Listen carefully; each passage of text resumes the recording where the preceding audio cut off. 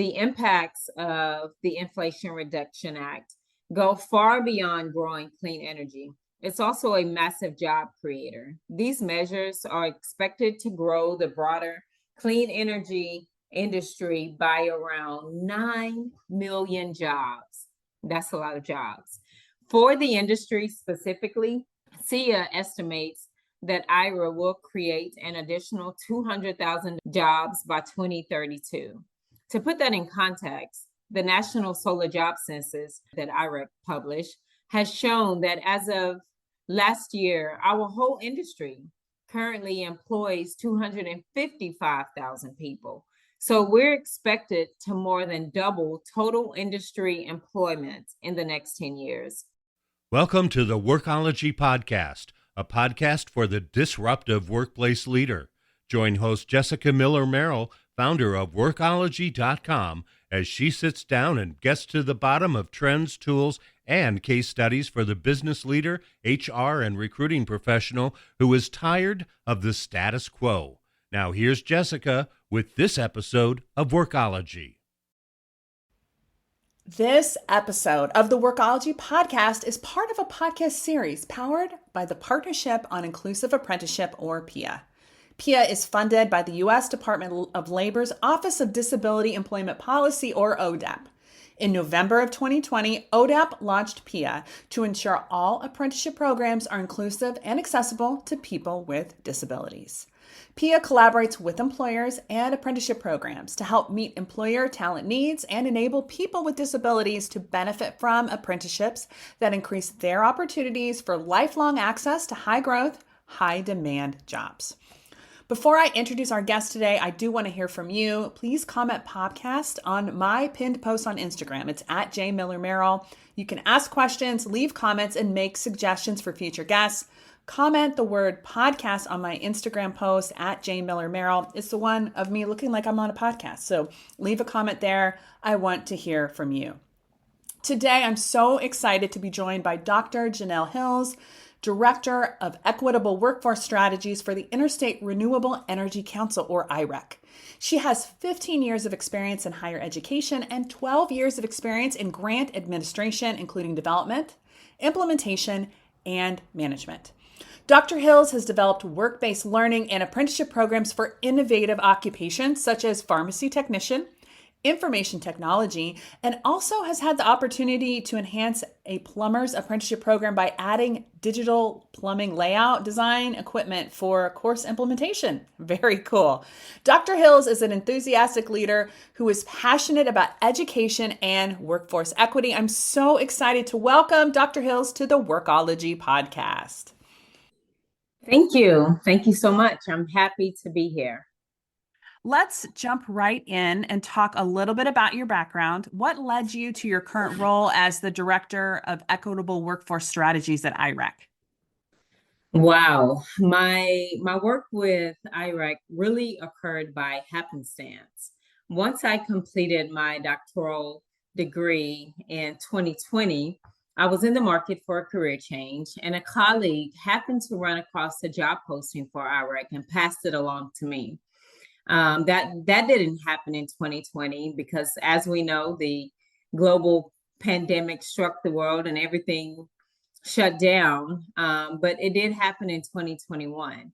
IREC was interested in developing clean energy registered apprenticeship programs.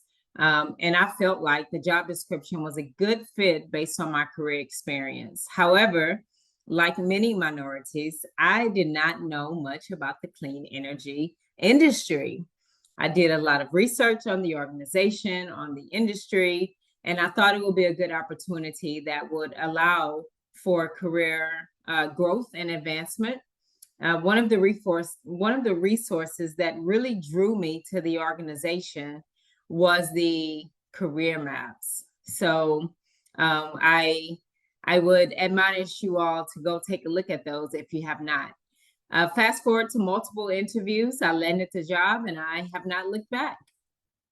I love that. And we're going to include a link to the career maps in the resources section of this particular podcast interview. But there is so much more that we want to talk about today.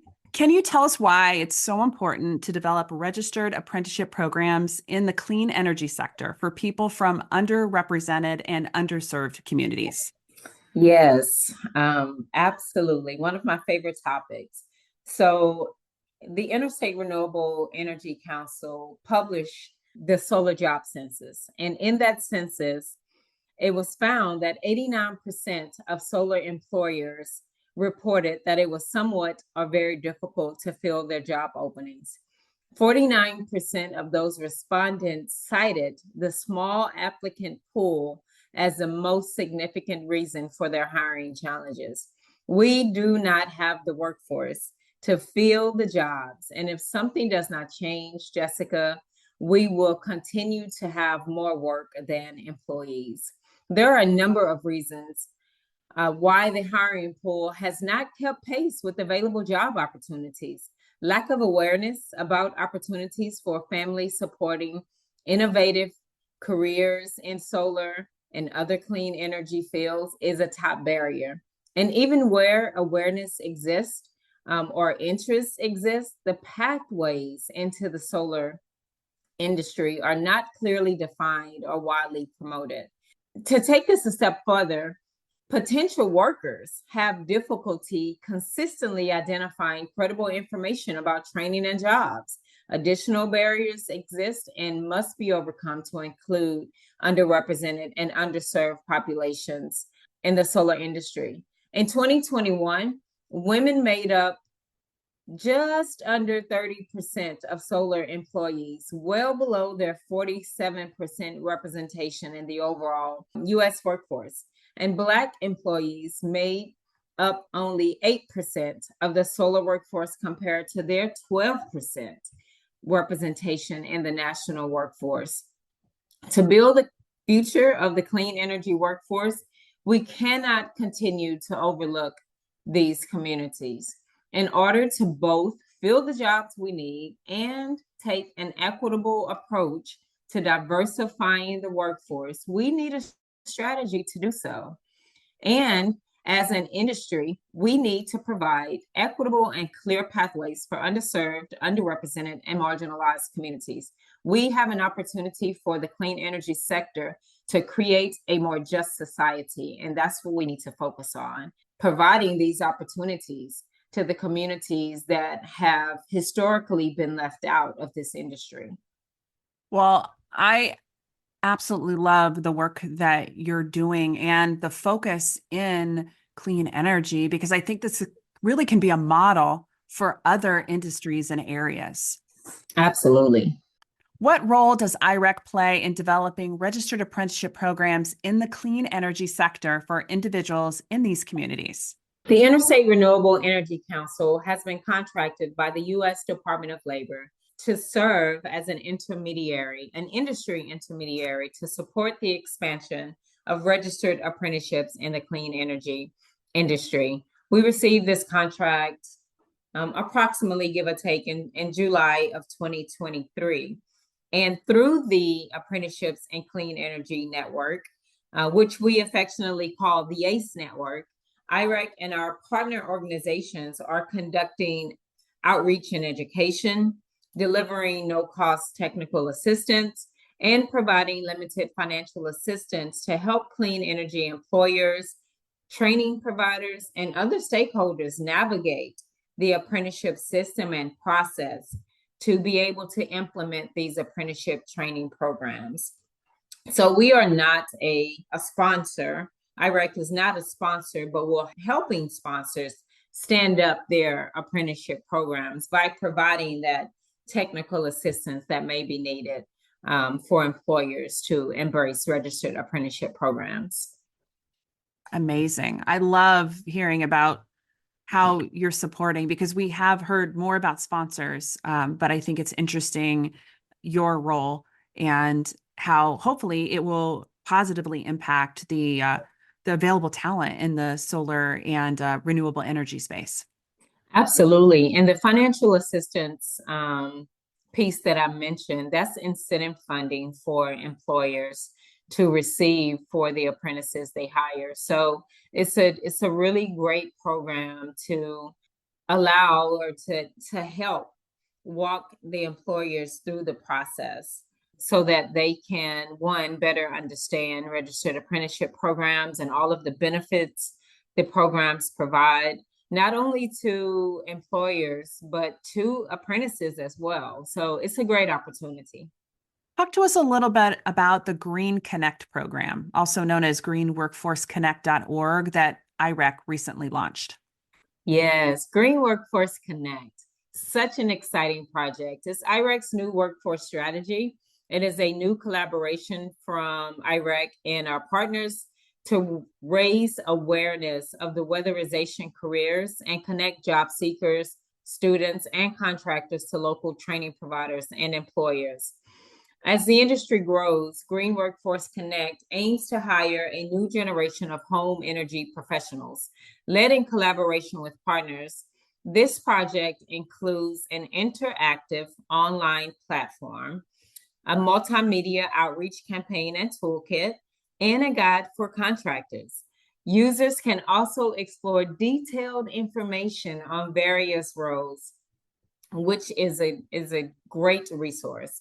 Real career stories, real life career stories, a career fit quiz to help you understand what weatherization role may be best for you, blog posts, template job descriptions for organizations to use, and a way for job seekers to connect directly to organizations that are hiring. This is not a traditional board. It offers really compelling and extensively vetted information about why weatherization matters and how the job roles are laid out and much more. This platform was designed with the end user in mind. And one thing that I would like to point out is IREC realized that it was important to build a space of inclusion for minorities to be seen, for their voices to be heard, and for representation to be depicted in Green Workforce Connect. In order to accomplish this, we convened an advisory group. This advisory group reflected the audience of the platform, which is why I stated that the platform was designed with the end user in mind. The advisory group helped develop messaging for different audiences. They reviewed project content, providing insight into how to reach diverse audiences. And they were really very much a part of the launch of Green Workforce Connect. Quite frankly, some of these conversations were tough because we missed the mark a few times, but with inclusion and a sense of belonging that was created, the advisory group achieved what they set out to achieve. And they really assisted in developing what we know as Green Workforce Connect today. Amazing. I feel like this is a how-to, like this question, let's just pull it out and say, like, if you are thinking about building a talent community and an employer branding strategy to reach and connect with qualified applicants, you really have to do the work to understand and hear from who those people are so that you can really connect with them and build those relationships to attract them to your organization, or in this case, your sector. Yes. Great summary, Jessica. Absolutely.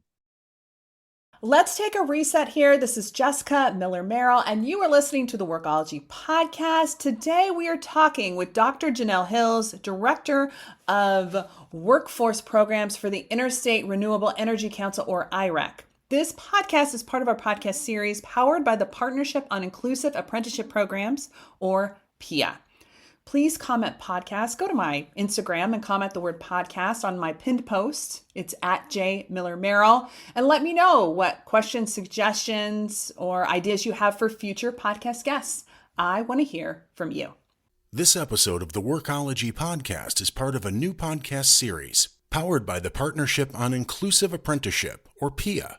PIA is funded by the U.S. Department of Labor's Office of Disability Employment Policy, ODEP. ODEP launched PIA to ensure all apprenticeship programs are inclusive and accessible to people with disabilities. PIA collaborates with employers and apprenticeship programs to help meet employer talent needs and enable people with disabilities to benefit from apprenticeships that increase their opportunities for lifelong access to high-growth, high-demand jobs. How do you ensure that the opportunities you help create are inclusive and accessible to everyone? Wow, I think that starts at the organization level. IREC's diversity, equity, inclusion, and accessibility strategic plan builds upon and advances our commitment into an interwoven strategy aligned with the mission and vision of the organization. DEIA is critical to the success of IREC and all the communities we serve. And we recognize that our commitment to DEIA is a critical part to accomplishing our mission and vision toward a 100% clean energy future that is reliable, resilient, and equitable. This work is not project specific. IREC ensures that the organization as a whole embraces the DEIA work that we're doing. I used to use DEIA initiatives, but I don't use the word initiatives anymore because we have really woven this strategy throughout all programs through the organization. And that's how we help to create an inclusive and accessible opportunity for everyone. Can you talk to us about the requirements regarding apprenticeship contained within the Inflation Reduction Act, or IRA, and maybe how this will impact the clean energy work related to the infrastructure? Absolutely. Last summer, Congress passed the historic Inflation Reduction Act with climate and decarbonization provisions that will fundamentally change the way America generates energy and the way we do business. The impacts of the Inflation Reduction Act go far beyond growing clean energy. It's also a massive job creator. These measures are expected to grow the broader clean energy industry by around 9 million jobs. That's a lot of jobs. For the industry specifically, SEIA estimates that IRA will create an additional 200,000 jobs by 2032. To put that in context, the National Solar Job Census that I referenced earlier that IREC published has shown that as of last year, our whole industry currently employs 255,000 people. So we're expected to more than double total industry employment in the next 10 years. In addition to the quantity of anticipated jobs, IRA, Inflation Reduction Act, we're calling it IRA, also includes provision for the quality of the new jobs by integrating labor standards such as apprenticeship programs and prevailing wage requirements, which are now required to access the maximum tax incentive for the solar projects greater than 1 megawatt.